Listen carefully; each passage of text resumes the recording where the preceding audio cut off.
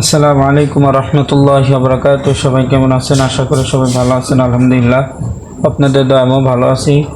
তো আজকে হচ্ছে আমরা মিম সাকিনের যে 3 নিয়মে পড়তে হবে মিম সাকিন, তো এটার হরফ শিখব।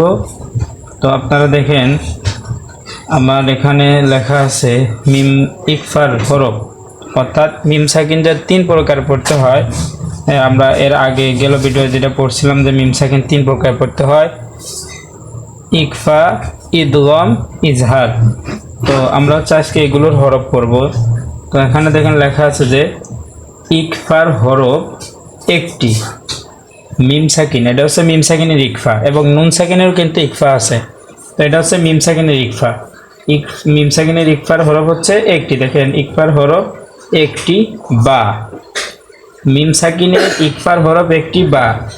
তারপরে দেখেন ইদগমের হরফ একটি মিম, অর্থাৎ মিম সাকিনের ইদগম যেটা আছে ওইটার হরফ হচ্ছে একটা, মানে একটি, সেটা হচ্ছে মিম।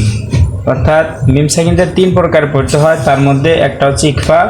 ইকফার হরফ তো আমরা পড়লামই, বা একটি। আপনারা এই যে মিম সাকিনের ইকফার হরফ একটি বা, বা ইদগমের হরফ একটি মিম, এটা খুব সুন্দর করে মুখস্থ করবেন যে মিম সাকিনের ইকফার হরফ একটি বা এবং মিম সাকিনের ইদগমের হরফ একটি মিম। আর এটা মুখস্থ করার কারণ হচ্ছে নুন সাকিনের ইকফা আছে যেটার হরফ 15টি, এবং নুন সাকিনেরও ইদগম আছে। তো আমরা হচ্ছে এখন মিম সাকিন পড়ছি, তো এই জন্য খুব সুন্দর করে এটা মুখস্থ করবেন যে মিম সাকিনের ইকফার হরফ একটি বা, ইদগমের হরফ একটি মিম।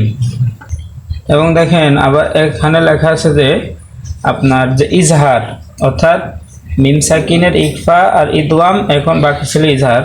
তো এখানে লেখা আছে দেখেন বাকি 26 হরফ ইজহারে, দুইটিতে ইজহারে খাস।